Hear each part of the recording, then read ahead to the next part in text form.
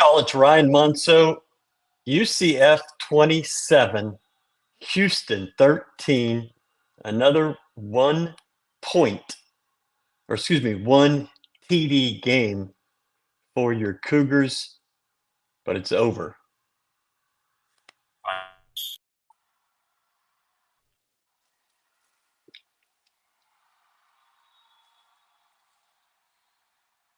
We're going to try this again.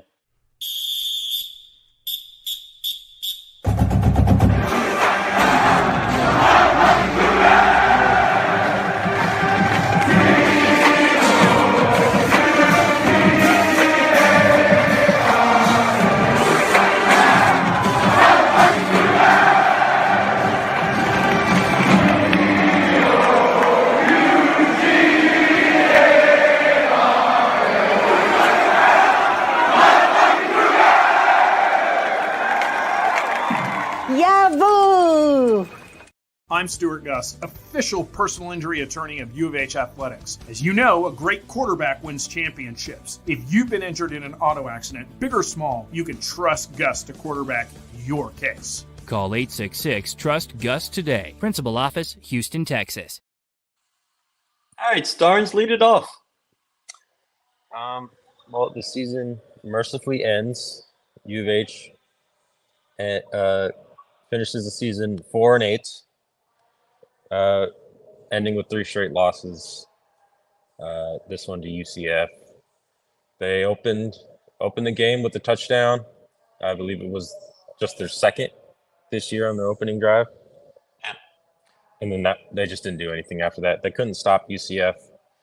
UCF missed an extra point and 2 field goals. Bad. They're all really bad, and so score could have been worse. This looks like a two possession game. It was more like 3 or 4. It was at once, and then once that second half started, and UCF just went right down the field twice, like nothing. That was really it, and Houston never had any juice after that. I think coming in yesterday, we were seeing if they could be competitive, and they were for about a quarter and a half. And then that was it after that. Yeah. I don't think you were really competitive. You had a good first drive where you pulled out all the stops, just like you did last week. That's a coach that has lost his team's attention in practice, and so he's got them practicing all these plays just to try to keep them in it, try to keep their minds in it. And bad. You ran 52 plays today. I think that's the second lowest of the season. You ran 51 against Cincinnati and 58 last week. That's horrible. That's admitting your offense sucks. And just trying to run clock and get the hell out of town. You ran an 11-play, 7-minute, 22-second drive in the fourth quarter, down 3 scores. Make it make sense. It doesn't make any sense. And the penalties on that drive, maddening. You took a sack. And frankly, you got bailed out with the 15-yard penalty. I think it was on second or third down at the 6-yard line. Otherwise, it never happens. Joseph Manjack, I've said that several times this year. I don't know why. Joseph Manjack bailed you out on the first drive. Remember, he caught that ball, the fourth down, where if he didn't catch it, you don't score a touchdown in this game. It's frustrating. And everybody that has a problem with this coaching staff, with this head coach, with this team is completely justified. This was the ugliest 4-8 season U of H has probably ever had. It just can't be this bad. There was nothing convincing about the 4 wins ever. You're 2 plays away from being 2-10, and you are, but you're also you're a 2-point conversion away from losing your last 5. Yeah. Right? Yeah. And I mean, that's the only thing between you and losing 5 in a row to end the year. 2 of those were to AAC teams that came into this league. You weren't getting your ass kicked by Big 12 teams. You're getting your ass kicked by Big 12 teams and AAC teams. I just don't know what to say about it, except that I don't have to watch it again this year, and that makes me pretty happy. I think with the plays, the play count, I want to say, Yeah, woo! except for the Baylor game, which went into overtime. So that was the reason they ran, I think, over 60 plays. I don't think they ran over 60 plays since the Texas game to end the season, I want to say. Yeah. And what does that say about your I think they called him an offensive genius right before the game started. They did Offensive genius that only runs 50-something plays because his offensive genius is just blowing up. U of H ran 59 plays in the Baylor game, so you were well under 60 in regulation. Yeah. I think the only time you got over 70 may have been Rice overtime and then Sam Houston, I think. But it hasn't been in the last 6 weeks, that's for damn sure. Let's see. Yahoo Cougar football, obviously. Come on, Jeb. You weren't. Come on, Jeb. Come on. Jamal Shed just knocked on the window at the club here. Jamal Shed? Yeah. Cool. Starnes is trying to watch the volleyball game, but I made him do this. Sorry about that. Yeah. Well, the volleyball team went down 9-1 to start the game. Field goal defense was excellent. I mean, the kick. I mean, Jamari Caldwell blocked the kick with his stomach. I think he got it with his belly button. Must be an Audi. Yeah, it was pretty impressive. We were going we were having some fun with the kicker, or you were especially. You sent me a TikTok of him. His name was it something Boomer? Colton Boomer, I think. Colton Boomer. Caldwell Boomer. Colton it was Boomer. Done. He had the same hair transition as me. I wouldn't use the word transition at this point in your life, but yeah. Yeah. Colton had a bad day, or Caldwell, or whatever his name was. Let's see. I have it written down. Colton, yeah. It doesn't always work out for you. Sometimes you struggle. Sometimes it's just not your day. And, if U of H could have pulled this out, he would have been your MVP. You would have had to say, Colton, good job. Well done. You would have submitted him for Big 12 Player of the Week. This is why you don't keep your Instagram public, kids, because then people like me go and find it and, are unnice. That's true. 13. That's 2 points away from the TCU score. Yeah. Because that was 36-13.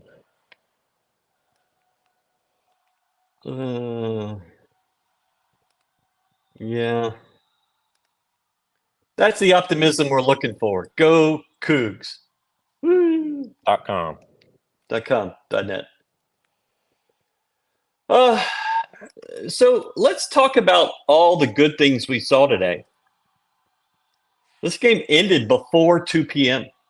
Yeah. Good job. Good effort, guys. Even though FS1 was trying hard to make this into a 3.5-hour game, U of H said, nah. 260 yards for the Cougars.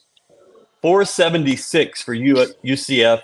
I mean, it wasn't close. It was like 400 to 195 in the middle of the third quarter. Yes, that's exactly what it was. After the second drive of the third quarter, it was 400 to 195. UCF could do whatever they wanted. They did. And they did. They could run it. They could pass it. It didn't matter. They had that receiver Hudson, who was just open every play. They had their running back RJ Harvey. I think his average yards per carry is 6.5. As a Is team, that good? 5.2 yards per carry. And then even their quarterback Plumlee, he ran in a touchdown. He scrambled a bunch of times and had some keepers where they just. I don't even know how many tackles for loss there was in this game, but It wasn't that many, like, that would surprise you. yeah. U of H was 1 of 10 on third down. That's really, really hard to do. They had 74 yards in the second half. 74 yards. They are a spectacular Joseph Manjack catch for not having a touchdown. Yeah. And you had 2 offensive touchdowns in the opener. You had 1 against TCU. You had 2 against Cincinnati, 2 against Baylor in regulation, 1 today. I mean, this offense is terrible. And it's the run game. Because it's done now. It's done now. It's done now. But I like talking in the present tense because even if they went and played another game right now, it would still be terrible. So you're going to see changes in the next 48 hours. I think you're going to see something announced. I don't think it's going to be Dana Holgorsen unless there's been some massive change in the mood of Tillman Fertitta and Lesser, Renu Couture, and Chris Pesman. Tillman's driving the bus here, right? This is not the president and the AD making a call. This is the head of the Board of Regents, the biggest donor. That's who's doing this. So, it's I don't know what to say to you, but that's where the problem is. No matter how much all options are on the table, I just don't see them doing anything like that. I think Belk is gone. They may take another defensive coach or two. You almost have to get rid of an offensive coach, but I don't know who that is at this point. We don't know who's calling the plays. I read on another website recently, yesterday, I think, that Mike Burchett is the one calling the plays. Now, that's not what we've been told, but he did call them at some point this year. I don't know where that is currently, but whoever's calling them, it's. I don't necessarily think it's the play calling. I think it's a lot of execution, and I think it's getting your guys ready because these guys have not been ready, and they got blowed out in the second half again. How does that happen every game? If it happens once or 3 times, all right, but this is every week. At some point, you have to hold the head coach and the assistants accountable. That has not happened in 5 years here. They've threatened things, but they've never held anybody accountable, except for Joe Coughlin. Joe Coughlin got run out in a coup, basically.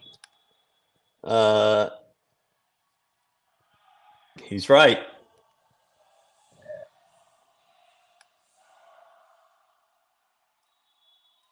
Pain. Lots of pain. You saw the future as it stands at right tackle today. That ain't good. Yeah. They are petitioning for Tank Jenkins for another year at right guard. That ain't good. Demetrius Hunter at center next year. Tyler Johnson probably at left guard, and you've got to fill left tackle, and that's a huge hole. I don't remember Patrick Paul coming out for very many plays the entire season. And so you really didn't get anybody any work there. So yeah, you gotta figure it out. And You never gave a running back the opportunity to get settled and get comfortable. It was always a series and then somebody else and then somebody else. Did Parker Jenkins carry the ball 3 times in the second half? I don't think so. He had 5 in the first half. What did he end up with? 5 6? carries in the first half. 5. So, yeah, he had 5 carries. He didn't carry the ball in the second half. Maybe he got hurt, but didn't see it, didn't hear about it. But the running game is non-existent. Stacy Snead had 1 or 2 good runs, but really not much else to speak of. I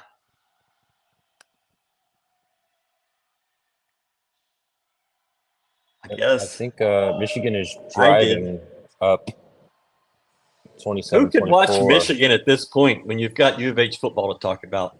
You're right. That's peculiar. Michigan up 27-24 with 2 minutes left. They have the ball at the OSU 23. So. Okay.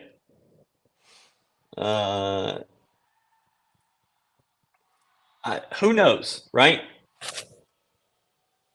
There's obviously some issue.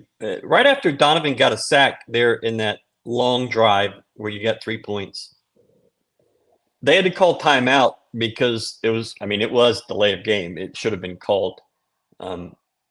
But that's getting the play from up top, from down low, getting it through all the 3-headed monster and getting Dana to sign off. And obviously your thinking before the snap wasn't, okay, we have to deal with this 14-yard loss on a sack, but you got to be ready and you've got to be smarter than that. And it's game 12. And you're playing with the same intensity that you did against Sam Houston. There's no pride. There's no interest in making this as good a season as you can. I'm just so let's see what this says. Houston will, I believe, against current and former AAC teams, they're 0-3. They lost to Rice. Now they lost to Cincinnati and UCF. Well, they beat UTSA. Beat UTSA, yes. Never mind. But 0-3 in the last 3. Yeah. And then lost your last one last year to East Carolina or Tulsa. You beat East Carolina.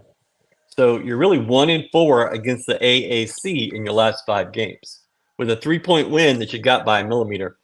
I was kind of writing up my season summary today, and it's not pretty. This is certainly not going to make it prettier today. It's just it's a really bad look, guys. I struggled to tell you the things that I'm feeling because it just feels sort of empty and relief. And I'm certain tons of other people are feeling that way. Like, I'm glad I'm not dealing with this anymore. But this is 3 sub-500 years under Dagan Holgerson. 2 years ago, you won 12. Then you won 8. Now you won 4. Consistency. That's a How consistent drop. How far are they going to let you drop? You have nothing coming back next year. The schedule is not set up to be grueling. You do have OU in September. But currently you have UNLV, and they've talked about Rice. I believe there's a contract in place to play Rice. Don't know. And there's another game, and I'm totally blanking on who that is. And you know your conference teams, where you're going. You're going to Kansas. Kansas State comes here. Baylor comes to Houston. I mean, it's not a grueling schedule, but what did you see today that makes you think you can win 6 games? I didn't see anything. I didn't see anything last week or the week before or the week before that. I saw you made a 2-point play. You got 2 yards on a play, and that saved you from 0-5 to end the year. Yeah, that's what I saw. You don't have a recruiting class coming in to look forward to. No, you're going to go bring – I mean, with how they've changed the rules, you're able to go bring 100 guys in the portal if that's what you choose. 85 on scholarship, but you can bring in as many as you want. And it's not good for the long-term health of the program to keep doing that, to have 1 and 2 year rentals. You need time to develop players. You need to bring high school offensive linemen in. If you're going to the portal and trying to recruit starting offensive linemen, you're going to be a failure because those people are not there. There's the random occasion, like a Cody Russi. But what you saw in Peyton Dunn and Habdi Lee played this entire game, and he was not good. In pass blocking, he was getting eaten alive. And that's what you were able to bring in. Those were your wins. I don't know. I just don't see it. And defensive line, you lose some things. You lose Chidozie. You're going to lose Nelson Caesar, Ugwebu. I finally learned how to say Ugwebu, and now he's leaving. So, I really don't know what to think about what's happening here and what's going on. If you can't recruit high school, you can't recruit portal either. That's fair. It's just a different mentality from a high school kid to a college kid that's second string somewhere or third string somewhere. And, if you can find guys that are behind really good players, find good players that just can't get on the field in their current situation, that's one thing. But Dana's track record and Major's track record before him was to recruit guys that sucked at their previous spot. And it's time to stop with that.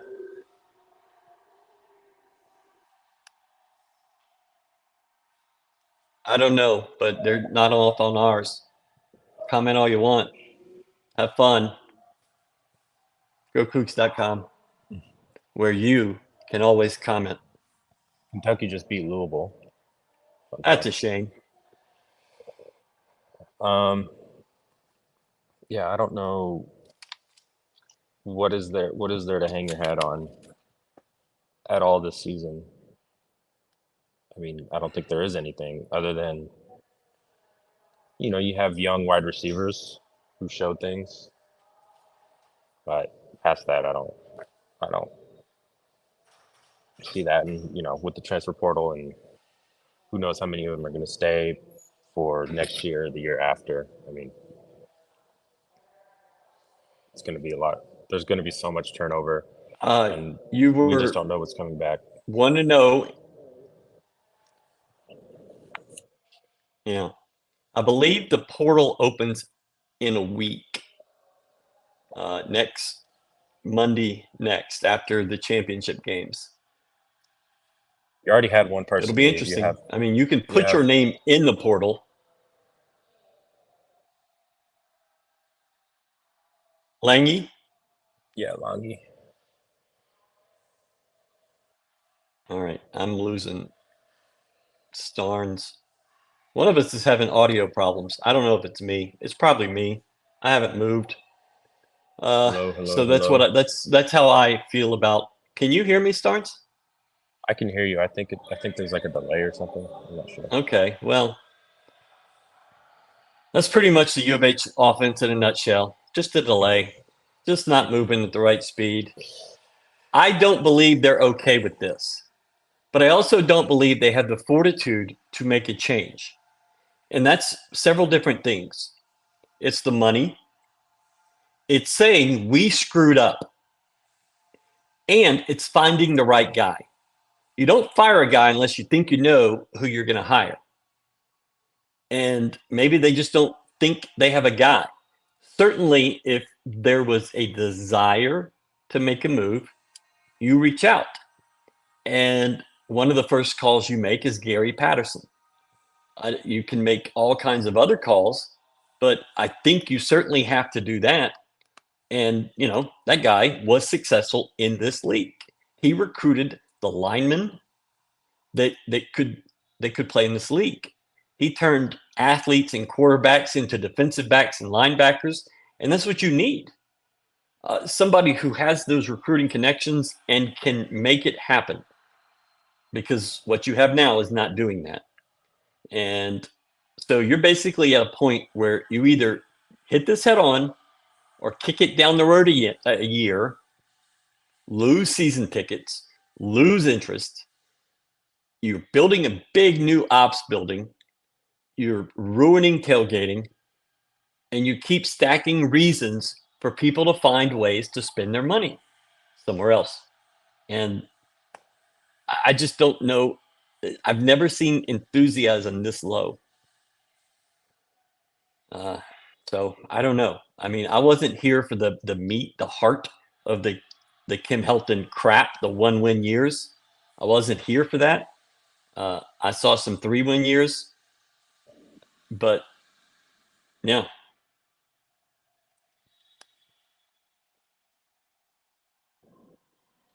I don't think there's a huge difference in with or without. You're going to lose a lot. Um, guys being told or guys taking the hint. But when your team is so uncompetitive, does it matter if you lose players? I would say maybe not. Maybe that it's a good thing for players and the program to start afresh. Do you have any questions? Was this game as bad as you expected? Uh-huh. Yeah. Seemed right.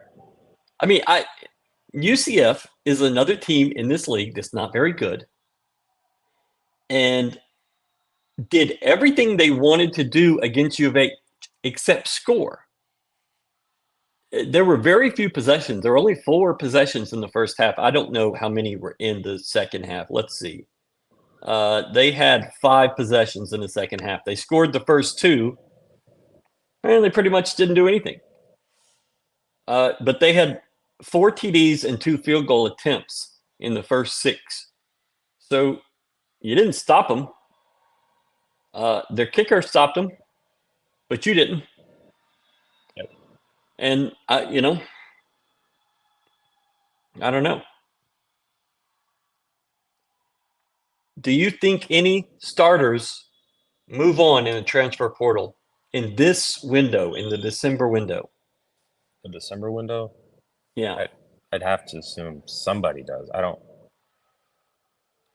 Yeah, I mean, there are rumblings about Matthew Golden. Yeah. He said that he's committed. Who knows what's true there. And I believe him until he gives Yeah. me reason not to. Yeah, and I'm sure you'll have guys like I mean, they have a lot of receivers, and a lot of them are young. Yeah. Matthew Golden's one of them.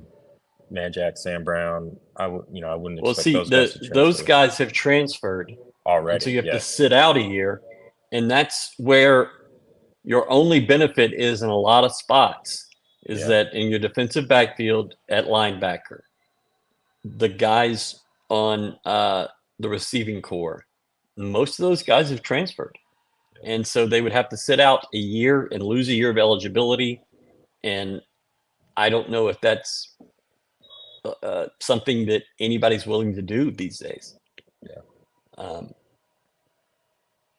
So I don't. I mean, obviously, there's going to be somebody. There's going to be somebody you don't expect. And I think that happens in every program in the country now. So, how bad does it get? Who is it? If it's somebody like Golden, that's a huge loss. Surely you've learned your lesson from Alton McCaskill that you get the NIL dollars to the guys you need to get them to. When Donovan Smith came in, you threw a lot at him. And perhaps that could have gone to Alton. Perhaps it could have gone to somebody else. Perhaps they're not doing enough now. I don't know exactly. But you've got to take care of the guys that you need to take care of. And I don't think they've handled NIL great to this point. So, how does that work out? I don't know. I do know that you can't keep the team the same you have right now because this team is not competitive. I don't know why I pointed at the wall, but I pointed at the wall.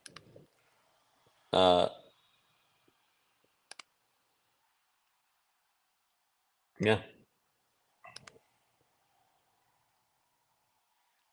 Can Donovan Smith be the guy here? I think With in the contours of we have to assume Dana's back, and your philosophy is the same.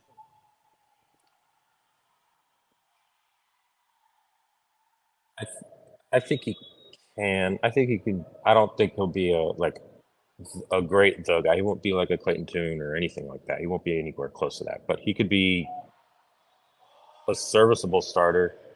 But I don't. I think that's his potential. I don't think he'll be that with the offensive line that they're going to have next year. That they already have this year. Um, whatever turnover they have everywhere else, I just don't see it. I don't see him really. He's not a player that's going to transcend that and become something great or carry the team past its flaws, which Yeah. there are many, and there there are already too many flaws for him to even try to be this team to try to be competitive with. Yeah. I think there's some big holes, and the offensive line, chief among them.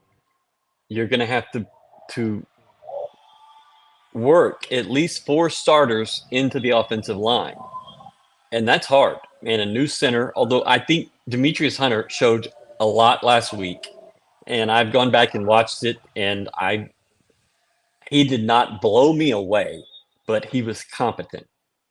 And a center really doesn't have to blow you away. They can be competent, and if they're just getting destroyed, then you have a big problem. But yeah, I just think that there's some serious issues, and who knows where it goes. I'm just looking at other. Uh, yeah, this program doesn't have a problem finding receivers and finding running backs. Whether they use them the correct way, who knows? But they can find them. I think they're good athletes at both spots, but you're not doing anything to put them in winning positions. Kelvin Sampson talks a lot about being a winning player and making winning plays. And you're not putting your guys in a position to make winning plays. And until that changes, whether philosophy, coaches, head coach, whatever, it's just what it's going to be. And there's going to be a lot of gnashing of teeth over the next few days. There's going to be scapegoats. And, we'll just see who that is. I think Dana's had his mind made up of who he wanted to push out, who was going to take the fall, assuming he knew that he was coming back. I believe he believes he's coming back. A lot of mistakes, a lot of penalties. You went with no penalties, I think, into the third quarter, maybe through the third quarter. And let's see what the third quarter, you had 2 in the third quarter. So both offsides, I think. So what U of H had 8 rush yards in the second half. That's pretty good, right?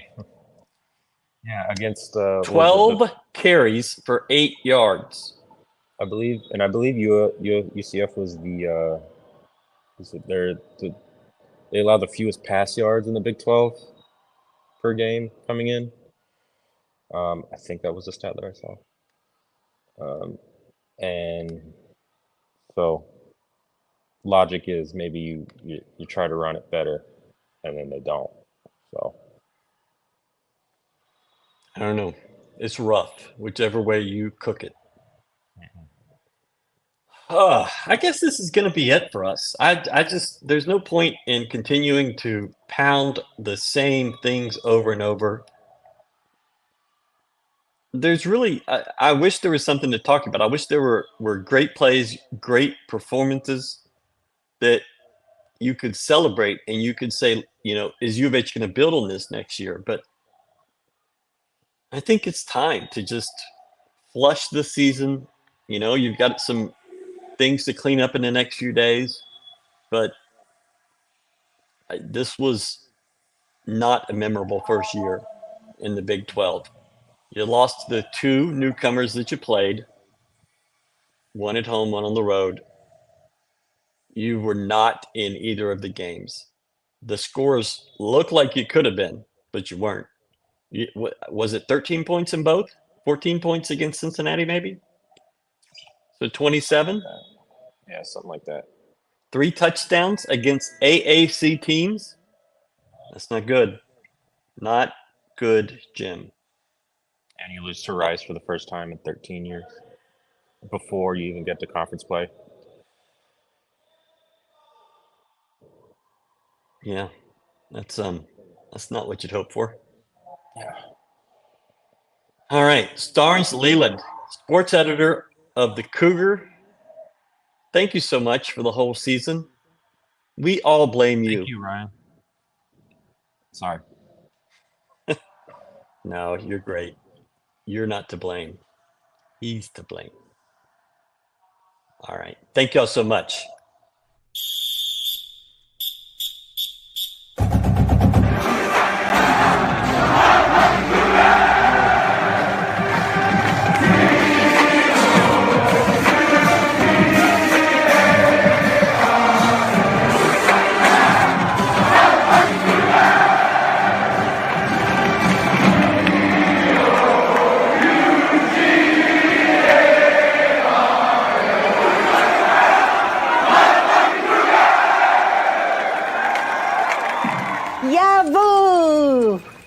I'm Stuart Gus, official personal injury attorney of U of H Athletics. As you know, a great quarterback wins championships. If you've been injured in an auto accident, big or small, you can trust Gus to quarterback your case. Call 866-TRUST-GUS today. Principal office, Houston, Texas.